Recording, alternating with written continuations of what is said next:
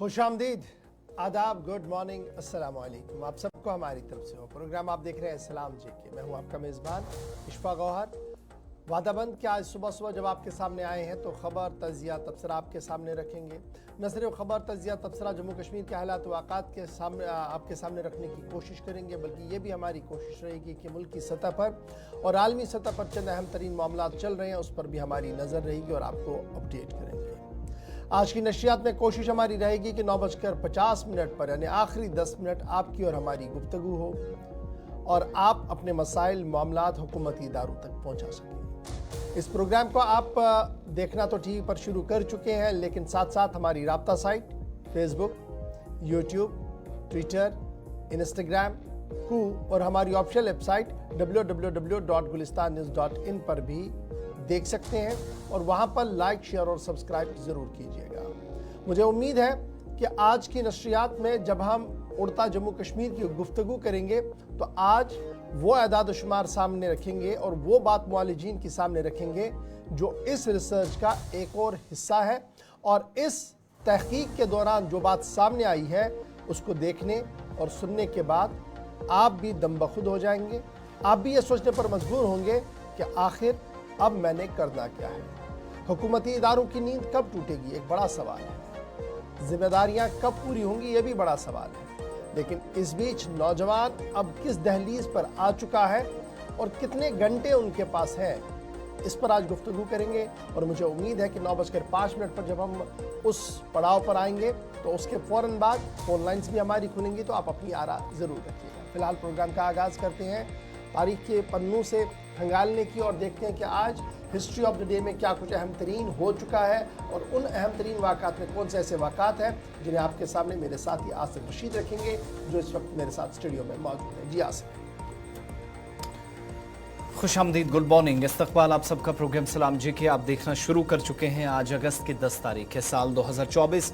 और अंग्रेज़ी कैलेंडर के मुताबिक आज के दिन जो अहम तरीन वाक़यात हिंदुस्तान और आलमी तारीख में हुए हैं वो ज़रा आपके सामने रखें और उसके बाद आज जो मौज़ूए गुफ्तगू हैं उस पर हम चलेंगे। एक ख़ास मेहमान आज भी प्रोग्राम में हमारे साथ ज्वाइन करेंगे और इन सारे मौज़ूआत पे जाने से पहले हिस्ट्री ऑफ द डे में आज के दिन की अहमियत क्या है। तारीख के पन्नों में आज पता चलता है कि 1822 में शाम या सीरिया के अंदर तबाहकुन ज़ल्ज़ले से 20,000 से ज़ायद अफराद की जानें गई। 1979 में सैटेलाइट लॉन्च व्हीकल SLV-3 या जो तीसरा हिस्सा था इसको लॉन्च आज के दिन किया गया। 1973 में आज के दिन पाकिस्तान की नेशनल असेंबली या कौमी असेंबली के अंदर बांग्लादेश को तस्लीम करने की करारदाद पास कर ली गई और यह माना गया कि अब बांग्लादेश पाकिस्तान का हिस्सा नहीं है। साल 2006 दिन आज का श्रीलंका के अंदर तमिल शोरिश पर फौजी कार्रवाई में 50 शहरी मारे गए। तमिल टाइगर्स जो खुद को कहलाते थे उनके खिलाफ यह कार्रवाई थी, लेकिन इस दौरान शहरी नुकसान काफी ज्यादा हुआ।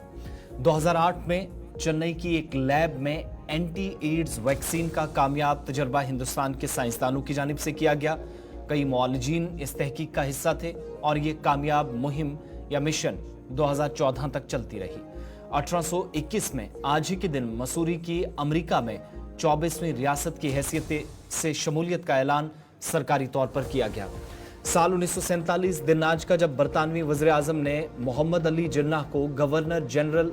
ऑफ पाकिस्तान बनाने की तजवीज़ की हिमायत की, वो प्रपोजल जो मुस्लिम लीग ने उनके सामने रखा था, और इस तरीके से हतमी फैसले पर इत्तफाक आज के दिन बरतानवी वज़ीर आज़म ने किया कि Mohammad Ali Jinnah governor general of Pakistan बनाए जाएं। 1800 में कलकत्ता के अंदर उर्दू, हिंदी और मकामी ज़बानों के फ़रोग के लिए फोर्ट विलियम कॉलेज का क़याम अमल में आया। आज के दिन इस बड़े कॉलेज की तकरीब जो आज बड़े इदारे की शक्ल में हम सब के सामने है, 1800 में आज के दिन अगस्त की 10वीं तारीख को इसकी शुरुआत हुई। साल 2004 20 बरस कबल जब अक़वाम मुत्तहिदा और सूडान के दरमियान आज ही के दिन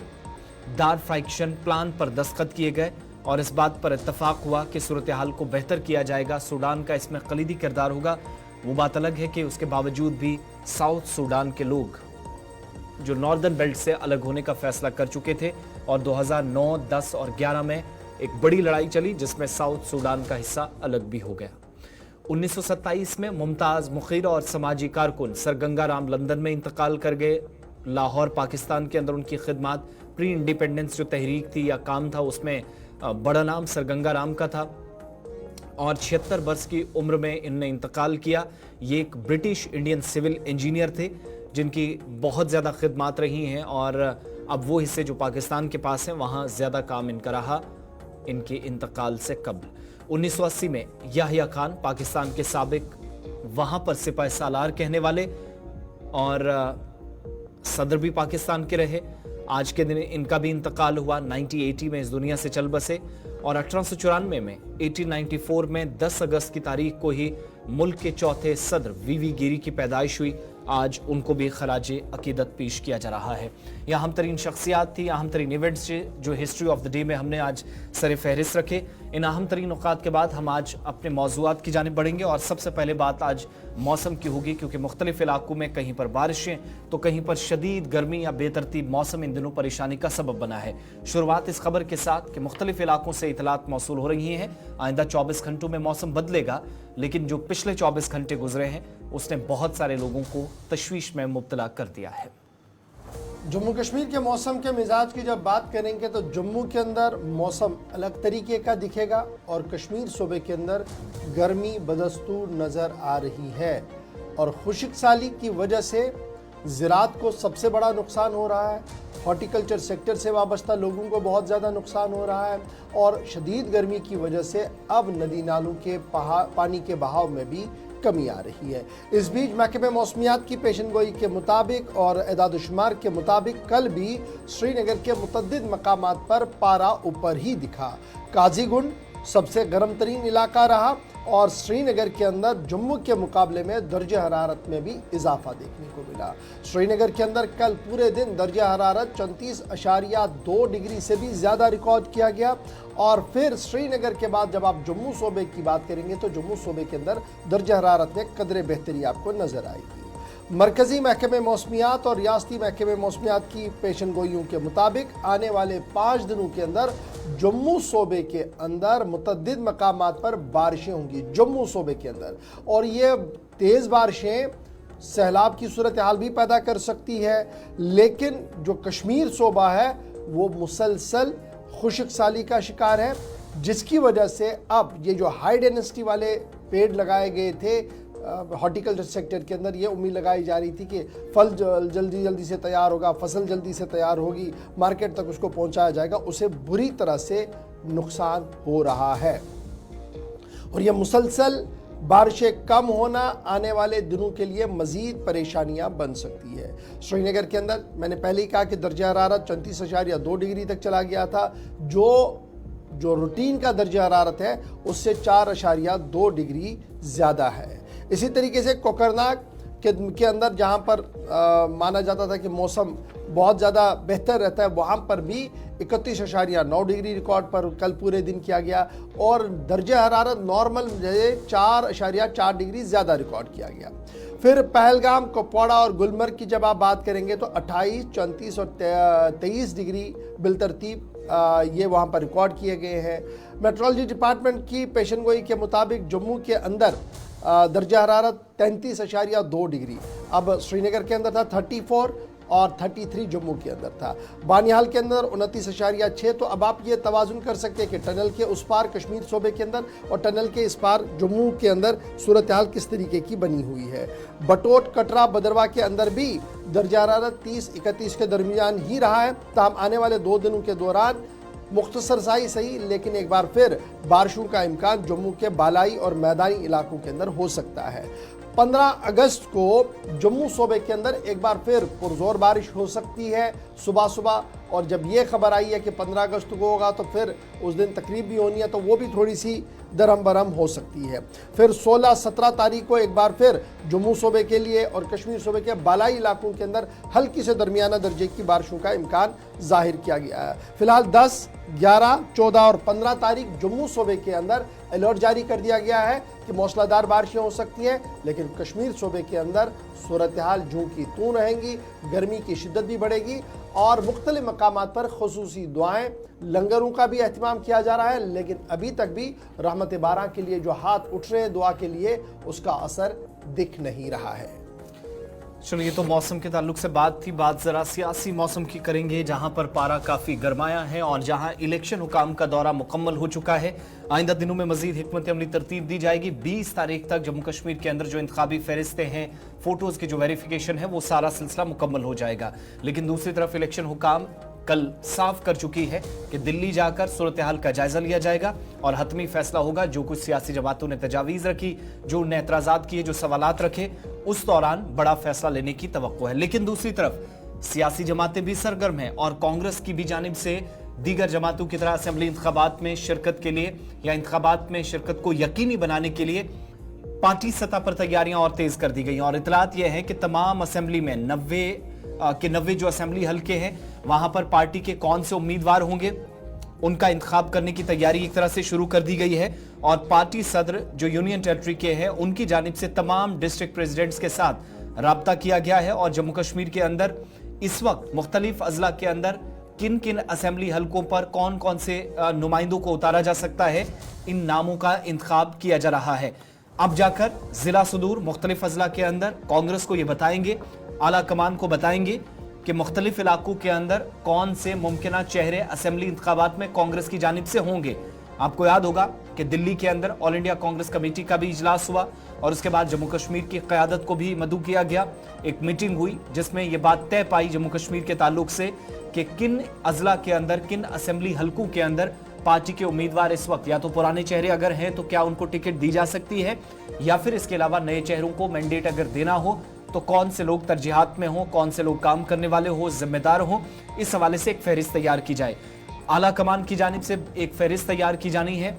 उनको एक फहरिस्त सौंपी जानी है। लेकिन ये बड़ी जिम्मेदारी इस वक्त जिला सदर, जो मुख्तलिफ अजला के अंदर जिला सुदूर है कांग्रेस के, पार्टी के यूनियन टेरिटरी के सदर की जानिब से उन तमाम को इस वक्त हिदायत जारी कर दी गई हैं कि अगले 1-2 हफ्तों के अंदर ये काम मुकम्मल किया जाए और मुमकिन जो चेहरे हो सकते हैं या नामों का ऐलान जो पार्टी हाईकमान दिल्ली से करेगी, जो नाम ऑल इंडिया कांग्रेस कमेटी को पार्टी सदर या कमेटियों की जानिब से जाएंगे,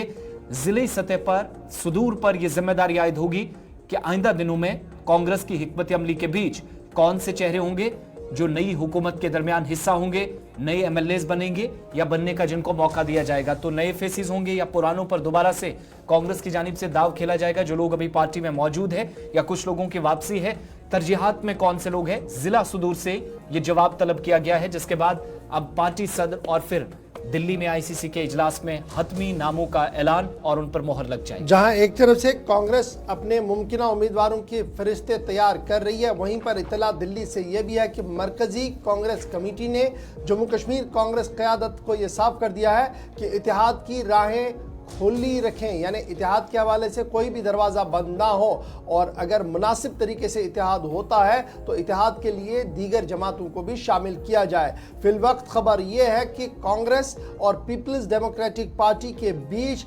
लगातार राब्ता है और ऐन मुमकिन ये है कि दोनों जमातें शायद इत्तेहाद के बीच चुनावी दंगल का हिस्सा बन सकते हैं, क्योंकि नेशनल कॉन्फ्रेंस की तरफ से एक मौक़िफ़ सामने आया जिसमें उन्होंने कहा कि फ़िलहाल वो अकेले ही असेंबली के इंतखाबात में उतरना चाहती है और देखना चाहती है कि पार्टी कितनी मजबूत है और कहां से कितने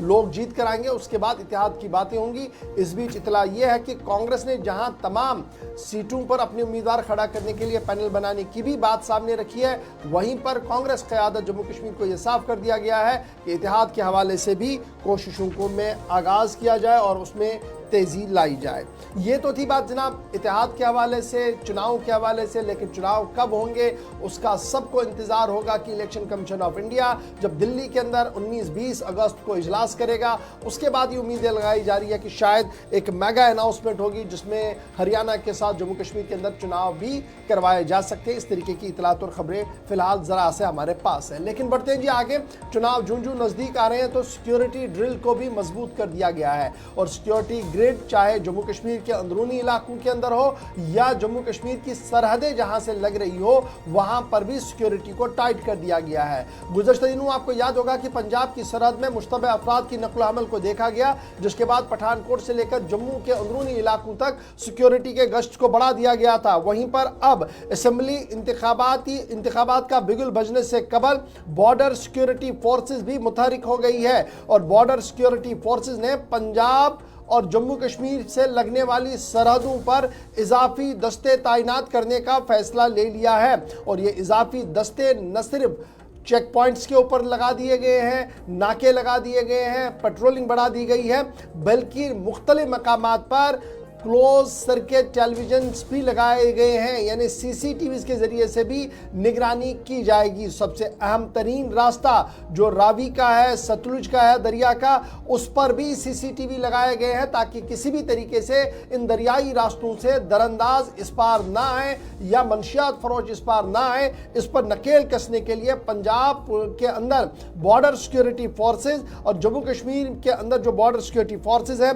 उनका मुश्तरका इजलास हुआ और कल बाज़ाब्ता तौर पर एडिशनल डिप्लॉयमेंट की भी बात जो है वो सामने आई है। एडिशनल ट्रूप्स जो डिप्लॉय किए गए हैं वो गुरदासपुर एरिया जो पठानकोट के आसपास का एरिया है वहां पर और जम्मू के साथ लगने वाले इलाकों के अंदर भी ये एडिशनल डिप्लॉयमेंट जो है वो कर दी गई है। आईजीपी बीएसएफ की तरफ से बाज़ाब्ता तौर पर इस बात को ज़रा ब्लॉक के सामने रखा गया कि एडिशनल डिप्लॉयमेंट जो है वो गुरदासपुर से लेकर पठानकोट और पठानकोट से लेकर जम्मू के अंदरूनी इलाकों के अंदर कर दी गई है ताकि किसी भी तरीके से कठुआ, सांबा और आसपास के इलाकों के अंदर दरअंदाज किसी भी तरीके से ना आ पाए, अमन कानून की सूरत हाल बरकरार हो और स्पेशली ड्रोन के जरिए से जो हथियार और मंशियात पहुँचाने की कोशिश की जा रही है उसे हर मुमकिन सूरत में नाकाम बनाया जाए। और इस ज़िमन में BSF, Jammu Kashmir police, army jointly तमाम ऑपरेशन चलाएगी। ताहम सरहदों पर बीएसएफ की तैनाती लगभग कर दी गई है। आपको याद होगा कि लगातार ओडिशा से 2-3 बटालियंस उठाई गई, उसके बाद राष्ट्रीय राइफल्स की बटालियंस उठाई गई। सिर्फ जम्मू के अंदर ये जो सलामती सूरत हाल है इसको यकीनी बनाया जा सके। फिलहाल पंजाब से लेकर जम्मू कश्मीर तक बीएसएफ का बड़ा नेटवर्क काम करेगा। क्लोज सर्किट कैमरास लगाए गए हैं, ड्रोन से नजर रखी जाएगी और इंटर स्टेट कोऑर्डिनेशन को मजबूत बनाने के लिए मजीद इकदाम किए गए हैं। तो ये सब चीज़ें उस वक्त हो रही हैं जब जम्मू कश्मीर के साथ साथ हरियाणा भी, महाराष्ट्र भी और दीगर कई रियासतों के अंदर जिनमें इस बार झारखंड शामिल है जहां पर इंतखाबात की तैयारियां हो रही हैं और मुमकिन है कि बहुत जब तारीखों का ऐलान होगा उससे पहले सिक्योरिटी ग्रिड को मजबूत बनाने की तमाम कोशिशें जारी हैं। आगे बढ़ते हैं, एक अहम तरीन मामले पर ज़रा आपकी तवज्जो दिलाते हैं। और आप सबको याद होगा कि यासीन मलिक के केस में हर बार तारीख तय की जाती है और मामलात को मजीद आगे ले जाया जाता है। एनआईए की जानिब से जो एतराज़ात किए गए थे और एक एप्लीकेशन या फिर आप कह लीजिए एक पिटीशन जो सबसे पहले अदालतों तक पहुंची और राहत की खबरें शायद आएँ, इस तरह की तवक्को की जा रही थी। मगर इन सब के बीच में यासीन मलिक के केस, उस केस में जिसमें उनके लिए फांसी की सज़ा होनी चाहिए, एनआईए ने मांग की थी, उस केस में यासीन मलिक भी अब खुलकर सामने आए हैं जहां पर अदालत के सामने तीसरी मर्तबा उन्होंने बात रखी है। लेकिन इस केस में यासीन मलिक ने एक बार फिर से जाती तौर पर बहस या जर्रा करने का फैसला लिया है और अदालत की जानिब से उनको यह भी मौका दिया गया था कि वो खुद के लिए एक वकील मुकर्रर करे। जो अदालत की जानिब से आप कह लीजिए एक तजवीज़ थी, उस तजवीज़ को भी यासीन मलिक की जानिब से ठुकरा दिया गया। ये उसी तर्ज पर केस लड़ना चाह रहे थे, वैसे ही काम करना चाह रहे हैं जैसे आपको याद होगा कि रुबिया सईद वाले केस में जम्मू की अदालत में उनको 2 मरतबा वीडियो कॉन्फ्रेंसिंग के जरिए पेश होने का मामला का वक्त दिया गया था। उस दौरान भी उन्होंने इसी तरह की डिमांड रखी थी। लेकिन इस बार यासीन मलिक ने खुलकर कहा कि वो इस केस में भी खुद के लिए इस केस में खुद ही जर्रा करना चाहते हैं, उनको किसी भी वकील की जरूरत नहीं होगी। एनआईए की दरख्वास्त की यासीन मलिक को इंतहाई अहम मामलात में फांसी मिले, डेथ पेनल्टी का मामला है और उसको लेकर दिल्ली की अदालत के अंदर बाज़ाब्ता तौर पर समाअत चल रही है। Division bench justice Suresh Kumar की सरबराही में कल यह इजलास मुनक्किद हुआ जिसमें यासीन मलिक को वीडियो कॉन्फ्रेंसिंग के जरिए से तिहाड़ जेल से बराह रास्त इस केस के अंदर शामिल कराया गया, जिस दौरान अदालत मौसूफ ने उन्हें यह कहा था कि मामला इंतहाई पेचीदा है, इसलिए अदालत आपको वकील बाज़ाब्ता तौर पर देने के हक में है ताकि आपको कानूनी मामलात में मदद मिल सके और वो आपके केस को लड़ सके। इस बीच यासीन मलिक ने इस बात की वजाहत कर दी कि वो अपने केस की पैरवी खुद करेंगे क्योंकि उन्हें अपने दिफा में जो कुछ कहना उन्हें इस बारे में पूरी जानकारी है। और यही वजह है कि कल जब ये मामला चल रहा था तो दिल्ली की अदालत ने जस्टिस सुरेश कुमार की अदालत ने इस बात का फैसला लिया कि 19 सितंबर को दोबारा इस केस की समाअत होगी। मलिक की तरफ से लगातार एतराज किया गया कि वर्चुअल मोड के बजाय उन्हें फिजिकल प्रेजेंस ट्रायल कोर्ट में रखी जाए ताकि वो अज खुद इस पूरे मामले का जरा करे, जिसको लेकर अदालत मासूम ने कहा कि यह मामला सुप्रीम कोर्ट के ज़ेर निगरान है, इसलिए आप सुप्रीम कोर्ट से रुजू करें, जिसको लेकर यासीन मलिक ने साफ मना कर दिया और उन्होंने कहा कि वो अपनी बात खुद इसी अदालत में रखेंगे और बजाय वीडियो कॉन्फ्रेंसिंग के उन्हें फिजिकली पेश करने की इजाजत। उन्होंने कहा कि लास्ट टाइम भी जब कई मरतबा उन्हें अदालत लाया गया तो किसी तरीके की कोई अमन कानून की सूरत हाल पैदा नहीं हुई थी, सब कुछ पुरअमन चल रहा था, ताहम मुनासिब तरीके से उनको ट्रायल का मौका नहीं दिया गया, इसलिए वो अब की बार चाह रहे हैं कि उन्हें बाज़ाब्ता तौर पर मौका दिया जाए। 29 मई लास्ट ईयर आपको याद होगा कि हाई कोर्ट की तरफ से यासीन मलिक को नोटिस चला गया था, जिसमें एनआईए ने जो दरख्वास्त दी थी कि यासीन मलिक को बाज़ाब्ता तौर पर फांसी की सज़ा सुनाई जाए, उसी को लेकर अब ये लगातार केस की समाअत चल रही है और अदालत मासूम ने यह साफ कर दिया, जेल अथॉरिटीज़ ने अदालत को यह बता दिया कि ये जी हाई रिस्क प्रिजनर है, वेरी हाई रिस्क प्रिजनर है, कोट अनकोट करके, इसलिए इन्हें फिजिकल प्रेजेंस के बजाय वर्चुअल मोड में लाया जाए, जिसके बाद अदालत ने बाज़ाब्ता तौर पर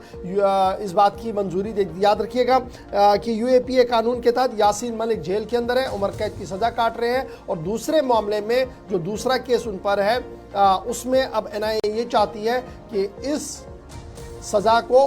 फांसी की सज़ा में तब्दील किया जाए। देखना होगा कि अदालत कानून और आईन के तमाम दफात को देखते हुए, शिकों को देखते हुए इस केस को आगे बढ़ा रही है। फिलहाल अगली समाअत जो है वो सितंबर 19 को होगी। ममनुआ तंजीम जम्मू कश्मीर लिबरेशन फ्रंट के सरबराह है यासीन मलिक और पिछले कई सालों से नज़रबंद है जेल के अंदर, जिन पर संगीन इल्ज़ामात मुल्क मुखालिफ सरगर्मियों को लेकर है, रुबिया से अगवाकारी का मामला है, फिर IAF का केस उन पर है और इसी तरीके से मुख्तलिफ केसेस अभी समाअत के दौरान चल रहे हैं। ताहम उम्र कैद के बदले फांसी की सज़ा की मांग एनआईए की तरफ से की गई है। अब देखना होगा कि अदालत इस पूरे मामले पर क्या करेगी। फिलहाल समाअत जारी है, 19 तारीख को इस समाअत को मजीद आगे बढ़ाया जाएगा। ये तो थी बात जनाब दिल्ली की अदालत की, जहां पर अस्करी क़यादत के साबिक chief Jammu Kashmir Liberation Front ममनुआ तंजीम के साबिक चीफ यासीन मलिक की बात थी। लेकिन बात ज़रा अब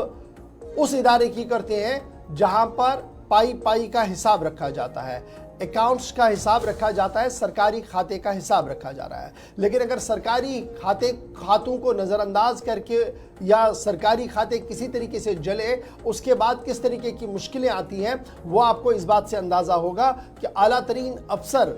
जिन्होंने अपनी सर्विसेज जम्मू कश्मीर के अंदर दी, लेकिन मामला तब पेचीदा हुआ जब उन्हें इनकम टैक्स की तरफ से नोटिस आया। मामला जनाब अकाउंट्स एंड ट्रेजरीज डिपार्टमेंट का है, जो इन दिनों ज़्यादा सुर्खियों के अंदर है, और मामला सरहदी ज़िला रजौरी का है, क्योंकि डिस्ट्रिक्ट ट्रेजरी ऑफिस रजौरी आग की एक छोटी सी वारदात हुई थी जिसमें कई रिकॉर्ड खाकिस्तर हुए थे और मामला 2018-19 का है। लेकिन मामला जब तब का था तो FIR भी दर्ज हुई, लेकिन इतलात और ख़बर जो RTI हक़ इतलात कानून है उसके तहत पता लग रहा है कि FIR का क्या हुआ किसी को कोई इल्म ही नहीं है। और अफसरान का ये मानना है कि जो उस वक्त रिकॉर्ड था वो हाथ से लिखा जाता था, इसलिए उनके पास इसका नकल निकालना, इसको तहरीर करना मुमकिन नहीं है। और जो कुछ भी होगा वो अपने माथा डिपार्टमेंट जो DDOs उस वक्त थे उनकी फाइलों से खंगाला जा सकता है, लेकिन अकाउंट्स एंड ट्रेजरीज डिपार्टमेंट के पास कुछ भी नहीं आ सकता। लेकिन यह बात काबिल जिक्र है कि ट्रेजरीज डिपार्टमेंट जो फाइल्स जली थी 4 साल के बाद भी उनका नकल निकालने में कामयाब नहीं हुई, और यही वजह है कि इस ज़िले के अंदर फॉरेस्ट महकमे के एक अच्छे खासे अफसर ने जो अपना TDS काटा, उसके बावजूद भी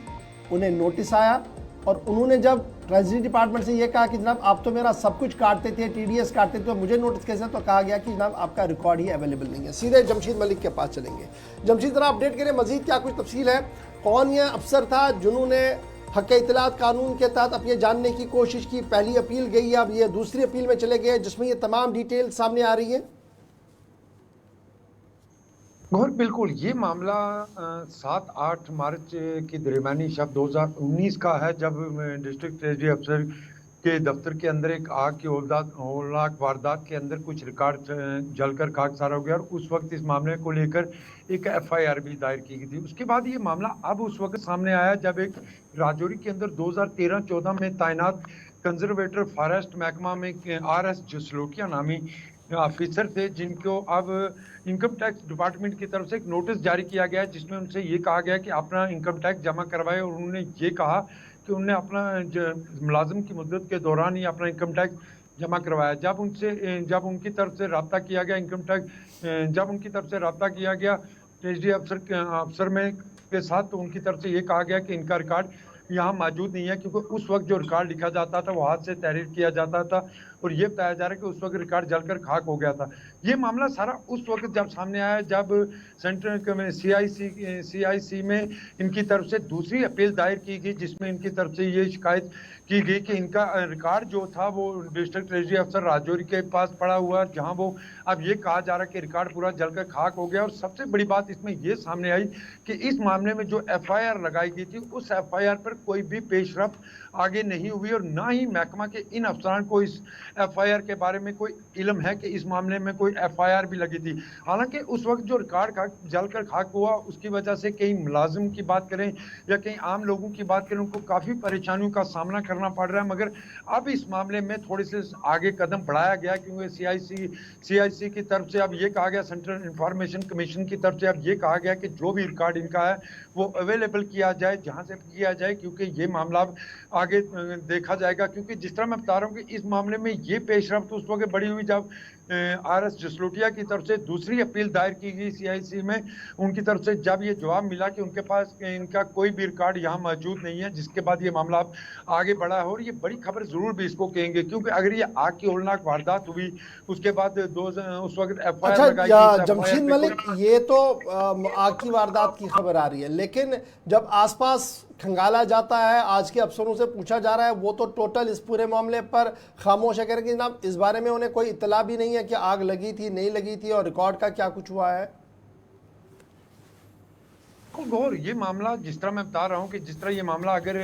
RS जसलोटिया को इनकम टैक्स की तरफ से कोई नोटिस जारी नहीं होता तो ये मामला भी सामने नहीं आता, क्योंकि उनको जब रिकॉर्ड दस्तयाब नहीं हुआ तो उसके बाद ये मामला दोबारा सामने आया। हालांकि उसके बाद जितने भी अफसर यहाँ आए हैं उनको इस बारे में कोई भी इल्म नहीं है कि कब आग लगी, इसमें कब FIR दर्ज हुई। आप समझ सकते होंगे कि इसमें किस तरह की पेशरफ्त हुई है। इसमें ये मान के चल सकते हैं कि आग के बाद कोई पेशरफ्त इस पर आगे नहीं हुई, चाहे FIR की बात करें या महकमा की इंक्वायरी की बात करें, कोई भी पेशरफ्त नहीं हुई, जिसके बाद ये मामला ठंडे बक्से में पड़ा रहा। और ठंडा बक्सा उस वक्त खोल पड़ा जब ये RS जसलोटिया जो कंजर्वेटर 2013-14 में राजौरी में तैनात थे, जब उनको एक नोटिस इनकम टैक्स की तरफ से जारी होता है, जिसमें यह कहा जाता है कि वो अपनी राजौरी की जब मुलाजमत में थे तब वो अपना इनकम टैक्स जमा नहीं कराए, मगर उनकी तरफ से ये कहा गया कि वो हर माह इनकम टैक्स अपना ट्रेजरी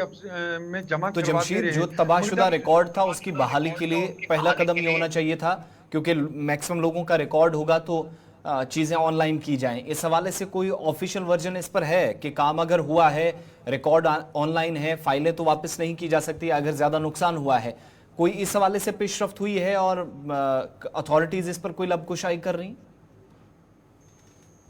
आसिफ, बिल्कुल। इसमें ज़राए के हवाले से जो हमारे पास खबर है उसमें यह कहा जा रहा है कि जो ऑफिसर ट्रेजरी अफसर हैं उनकी तरफ से ये कहा गया कि इसमें अब रिकॉर्ड को दोबारा मेंटेन करना या तैयार करना पॉसिबल ही नहीं है, क्योंकि उस वक्त जिस तरह मैंने बताया कि हाथ से तहरीर किया जाता था सारा रिकॉर्ड, इसलिए उनकी तरफ से पूरी तरह इसमें इनकार कर दिया गया है कि ट्रेजरी के अंदर इसमें कोई रिकॉर्ड उनके पास मौजूद नहीं है जिसको लेके वो आगे रिकॉर्ड बना सकें। मगर उनकी तरफ से ये कहा गया कि दीगर अफसरों ऑफिसों में ये रिकॉर्ड अगर जमा किया जाए तो उसके बाद ये दोबारा रिकॉर्ड जरूर बनाया जा सकता है। मगर ये कितनी बड़ी लापरवाही है जिसके चलते अब आम लोगों के साथ कई अफसरान को भी इसमें परेशानियों का सामना करना पड़ रहा है। हालांकि होना ये चाहिए था कि जब ये रिकॉर्ड जलकर खाकसा हुआ उसके बाद इस डिपार्टमेंट को रिकॉर्ड पूरा तैयार करने के लिए काम करना चाहिए था, मगर कोई पेशरफ्त महकमा की तरफ से नहीं। चलिए जनाब, बहुत शुक्रिया जमशेद मलिक हमारे साथ ज्वाइन करने के लिए। अकाउंट्स एंड ट्रेजरीज डिपार्टमेंट किस तरीके से काम कर रहा है और सरहदी इलाकों की सूरत हाल क्या कुछ है, आप ये समझ सकते हैं कि कितनी गोनागो मुश्किलात से अवाम भी इस वक्त दो चार है। फिलहाल बढ़ते हैं जी आगे। अब आपको आसिफ रशीद बताएंगे कि तालीम के इदारों के ऊपर शिकंजा कसने की एक बार फिर तैयारी है, क्योंकि लगातार शिकायतें प्राइवेट स्कूल्स की आ रही थी और इत्तला और ख़बर ये है कि जस्टिस सुनील हाली साहब एक बार फिर मुतहरिक हुए हैं और नोटिफिकेशंस जारी कर दी गई है। बिल्कुल, यूनियन टेरिटरी के अंदर जितने भी निजी तालीमी इदारे हैं, प्राइवेट इंस्टीट्यूशंस हैं, उनके लिए हिदायत जारी कर दी गई हैं। और ये ताज़ा हिदायत उस वक्त आई जब वालिदैन की तरफ से भी फ़ीस स्ट्रक्चर को लेकर सवालात उठाए जा रहे थे और फ़ीस स्ट्रक्चर की जो फाइलें हैं इसकी मंजूरी के लिए जमा करने की हिदायत दी गई है अथॉरिटीज़ को। जस्टिस सुनील हाली जिन्होंने ये हिदायत जारी करते हुए कहा कि मंजूर शुदा जो आपका फीस स्ट्रक्चर है वो नोटिस बोर्ड पर चस्पा किया जाए, दिखाया जाए कि आप कितनी फी इस वक्त लेते हैं, रेगुलेशंस क्या है, किस तरीके से यूनियन टेरिटरी के अंदर इस वक्त काम चल रहा है, खासतौर से निजी इदारों के अंदर जिनको लेकर बहुत ज़्यादा शिकायतें बहुत पहले से जो मौसूल है वो हो रही थी। कमीशन जो है, जो कमेटी है फी फिक्सेशन एंड रेगुलेशन, जो प्राइवेट स्कूलों पर भी नज़र रखती है, इदारों पर या जिम्मेदारान पर, तमाम इंस्टीट्यूशंस के लिए कहा है कि फी स्ट्रक्चर जो फाइल्स हैं अप्रूवल के लिए, मंजूरी के लिए वो सबमिट करें, फौरी तौर पर इस बात को यकीनी बनाएं कि मुतलकिन के सामने वो लाई जाएं। आपको सबको याद होगा कि इसी प्रोग्राम में बहुत सारे वालिदैन ने यह भी शिकायत की थी कि फी स्ट्रक्चर जिस पर कुछ पाबंदियां भी लगी, कुछ इंतजामी सतह पर फैसले हुए, लेकिन इसके बावजूद भी कई ऐसे फी स्ट्रक्चर से बाहर कुछ हिस्से जिनको अथॉरिटीज इंप्लीमेंट करके वालिदैन पर एक बोझ बना रही हैं, तो वो फीस जो नहीं लेनी होती वो भी ली जा रही है। ये शिकायतें हुई। इसके बाद खुद जाकर जस्टिस सुनील हाली जो खुद चेयरपर्सन है कमेटी के, उन्होंने स्कूलों पर जोर दिया कि जिनकी फाइलें अभी भी ज़ेर इल्तिवा हैं, केसेस सामने नहीं आए, फौरी तौर पर चेयरपर्सन या प्रिंसिपल के थ्रू वो अपनी फाइल्स जो हैं वो सबमिट करें। अगर चेयरपर्सन या प्रिंसिपल आज के वक्त में नहीं है, गैरहाजिर है, अनअवेलेबल है, तो आप जाकर ये फाइलें जो हैं वो authority letter school management committee से लेकर वो भी जमा करा सकते हैं। उस हिसाब से भी जानकारी आपकी जानिब से दी जा सकती है। इसके अलावा इसमें जो चीज़ें मांगी गई हैं, आइडेंटिटी कार्ड अथॉरिटी जो लेटर ऑफ प्रूफ के तौर पर मांग रही है। इसके अलावा फाइल्स जहां पर जिनमें अभी तक कोई कमी है तो फौरी तौर से पूरी करके वो मुतलका हुकाम के सामने रखने के लिए कहा गया है। तो अब जाकर जितने भी प्राइवेट इंस्टीट्यूशंस हैं, फीस स्ट्रक्चर की जो फाइलें हैं उनकी मंजूरी के लिए जमा करने की हिदायत दी गई है। मंजूर शुदा जो फीस स्ट्रक्चर है उससे बाहर कोई ना जाए, रूल्स को कोई ब्रेक ना करे, इस बात को यकीनी बनाने पर जोर दिया गया है। ये बातें इसलिए हो रही हैं क्योंकि मरकज के ज़ेर इंतजाम इलाके के अंदर बहुत सारी शिकायतें मौसूल हुई थी और कल ही अदालत की जानिब से एक और फैसला किया गया जिसमें राहत निजी इदारों को मिली और उन्हें कहा गया कि जो काचराई ज़मीन से या स्टेट लैंड से अगर स्कूल चल रहे थे फिलहाल वो चल सकते हैं। चीफ सेक्रेटरी को भी इस पूरे केस में जो है वो इन्वॉल्व किया गया है, तफसीलात उनसे भी तलब की गई हैं। तो उस पार्ट पे जो प्राइवेट इंस्टीट्यूशंस हैं या उनके इदारों के जिम्मेदारान हैं उनके लिए एक राहत है, लेकिन दूसरे एतबार से जो शिकायतें हैं उस पर भी जवाबदेही यकीनी बनानी चाहिए। इस बात पर जोर दिया गया है अथॉरिटीज की जानिब से, जवाब तलब किया गया है जस्टिस सुनील हाली की जानिब से, तफसीलात जमा कराने के लिए कहा गया है। ये तो वो खबर थी जो इन बड़े इदारों के ताल्लुक से थी, लेकिन कुछ और इदारे हैं जो जम्मू कश्मीर के अंदर बगैर सरबराह के या हेडलेस इस वक्त हैं। बात आज जरा उन नियाबतों की करेंगे जो मरकज के ज़ेर इंतज़ाम इलाके के अंदर आज के वक्त में बगैर सरबराह के चल रहे हैं, बगैर इंस्टीट्यूशंस, ये जो नियाबतें हैं वो नायब तहसीलदारों के बगैर चल रहे हैं। सैयद तजम्मुल भी हमारे साथ श्रीनगर से ज्वाइन करेंगे तो उनके पास भी चलेंगे, इलाके कौन से आपको बताएंगे। लेकिन पूरे खित्ते के अंदर काश्तकार हों, वो तमाम लोग हों जो प्रॉपर्टी ओनर्स हैं, जायदाद मालिकान हों, या इसके अलावा खुद इंतजामिया के अफसरान हों, वो भी इस चीज़ से बुरी तरह मुतासिर हो रहे हैं क्योंकि मुतअद्दिद इलाकों में जिनमें नई नियाबतें भी शामिल हैं जो 2019-20 के बाद बनी, उन नियाबतों में भी 86 ऐसे मकामात हैं पूरे खित्ते में जहां पर नायब तहसीलदार ना होना और खाली असामियों का होना बाकी अफसरान पर एक तरह से बोझ बनने का काम कर रहा। और इस इजाफी बोझ को कम करने के लिए हमारी जानकारी के मुताबिक इंतजामी सतह पर कोई भी कदम नहीं उठाया गया। हुकूमती सतह पर नाकामी हाथ लगने के बाद अब इस बात पर ज़रूरत शायद आज के वक्त में इस बात की है कि अगर इन इदारों के अंदर सरबराहान को, जो हेडलेस इंस्टीट्यूशंस की हम बात करते हैं, तो फिर इन नायब तहसीलदारों की अगर जिम्मेदारियां, हो सकता है कि इंतजामी सतह पर कोई पेशरफ्त हुई, लेकिन अभी तक हमारी जानकारी है, जो हमारी तहकीक है, उससे ये बात सामने आई है कि 86 नियाबतें दोनों प्रोविंसेस के अंदर अभी भी खाली पड़े हैं। इनमें आप शुरुआत करेंगे तो जम्मू के सूबे से, जम्मू इलाके से कश्मीर की तरफ आप चले जाएंगे, साउथ कश्मीर, सेंट्रल कश्मीर, वस्ती कश्मीर के इलाके, इसके अलावा नॉर्थ कश्मीर के कई इलाके, और जो नई कुछ तहसीलें हैं पीर पंचाल और चिनाब वैली तक आज के वक्त में खाली पड़े हैं। और सबसे बड़ा सवाल ये कि महकमा माल जम्मू कश्मीर के अंदर इस वक्त काम कैसे कर रहा है, कैसे खिदमात अंजाम दे रहा है। ये वो महकमा है जिसने पिछले 1.5 से 2 बरसों के दौरान रिकॉर्ड को ऑनलाइन करने, ज़मीनों की जो कागजात थे उनको डिजिटलाइज करने और लैंड बुक या लैंड पासबुक कह लीजिए वो बनाने से लेकर ये सारे इकदाम किए मकामी सतह पर। लेकिन न जाने पूरे खित्ते के अंदर आज के वक्त में ये असामियां पुर क्यों नहीं की जा सकी। सैयद तजम्मुल हमारे साथ श्रीनगर से इस वक्त ज्वाइन किए हैं। बहुत शुक्रिया तजम्मुल साहब ज्वाइन करने के लिए। 86 नियाबतें खाली होना, नायब तहसीलदार का ना होना, इसके क्या मानी है और कैसे इस वक्त महकमा माल अपना काम चला रहा है खित्ते के अंदर? बहुत बहुत शुक्रिया आसिफ रशीद। जम्मू कश्मीर में न सिर्फ 86 नियाबतें खाली पड़ी हैं जहां पे नायब तहसीलदार की आसामियां पूर करनी मतलूब थी लेकिन नहीं हो पाई, और इसके अलावा 35 और हैं, करीब 100 के करीब है जम्मू और कश्मीर प्रोविंस में जहां पर नायब तहसीलदारों की आसामियां खाली पड़ी है। अब नायब तहसीलदार और तहसीलदार के बीच में जो प्रोटोकॉल है, जो गाइडलाइंस है, दोनों फर्स्ट क्लास मैजिस्ट्रेट होते हैं, लेकिन रेवेन्यू का जो मैजिस्ट्रेट है वो नायब तहसीलदार ब्रिज का काम करता है। जब एक फाइल आता है, रेवेन्यू एक्सट्रैक्ट आपके पास है, आपके पास लैंड ट्रांसफर करना है, प्रॉपर्टी ट्रांसफर करना है, आपके पास फोतिया इंतकाल करना है, आपके पास विरासती इंतकाल करना है, आपके लिटिगेशन के केस हल होने के बाद नायब तहसीलदार से पहले पटवारी के बाद गिरदावार के बाद नायब तहसीलदार, और तहसीलदार साहब फर्स्ट क्लास मैजिस्ट्रेट के पास ये जब पहुंचते हैं तो शायद इनकम सर्टिफिकेट से लेकर तमाम रसाई जो रेवेन्यू एक्सट्रैक्ट की है वो नायब तहसीलदार ब्रिज का काम करता है। लेकिन दिक्कत कहाँ पे है? एक नायब तहसीलदार की रिक्रूटमेंट दो तरह की होती है, एक डायरेक्ट एग्जामिनेशन पास किया जाता है, दूसरा पटवारी गिरदावर बनने के बाद नायब तहसीलदार बन जाता है। अब दिक्कत कहां पर है? जम्मू कश्मीर में करीबन जो इस वक्त नायब तहसीलदार होने चाहिए थे गिरदावर साहिबान, उनका प्रमोशन तकरीबन हो चुका है, एग्जामिनेशन क्वालिफाई कर चुके हैं, लेकिन उन्हें वो अब इफ्तिखार हासिल नहीं है कि वो नायब तहसीलदार खुद को बताएं। दिक्कत यह है कि जम्मू कश्मीर में जब आप नायब तहसीलदारों के इन मामलात को देखते हैं तो ये डीपीसी होना जो है वो 6 महीने के बाद तकरीबन लाजमी है, लेकिन कोई डीपीसी न होने की वजह से नायब तहसीलदार की आसामियां खाली पड़ी है। मुझे कई लोग फोन कर रहे थे जम्मू प्रोविंस से, कश्मीर प्रोविंस से, वो कहते थे कि हम दिल्ली में थे, कश्मीर आए, हमने प्रॉपर्टी सेल करनी थी क्योंकि बच्चे अब वहां पे ही उनकी पैदाइश हुई, वहां पले बड़े हैं, हमने मूव करना था, लेकिन कोई प्रॉपर्टी खरीदा नहीं है क्योंकि फोतिया इंतकाल में वालिद साहब की प्रॉपर्टी बच्चों के नाम करने के लिए नायब तहसीलदार की कुर्सी ही खाली पड़ी है। कुल मिलाकर नायब तहसीलदार साहिबान के लिए जो जम्मू कश्मीर में या मुल्क भर में जो अहम रोल है वो महदूद नजर आता है। अच्छा, ये जो 86 नायब तहसीलदार पोस्टों की वैकेंट की खबर आ रही है और ये हक इतलात कानून के तहत ये खबर सामने, अगर ये कानून भी नहीं होता तो शायद बहुत सारी चीज़ों से पर्दा भी नहीं उठता, लेकिन अब ये कहाँ पर कितनी है? क्या इस ज़िमन में कोई ज़िला है जो बिल्कुल 100% फिट हो, जहाँ पर कोई किसी की भी तरीके की कोई कमी नहीं है?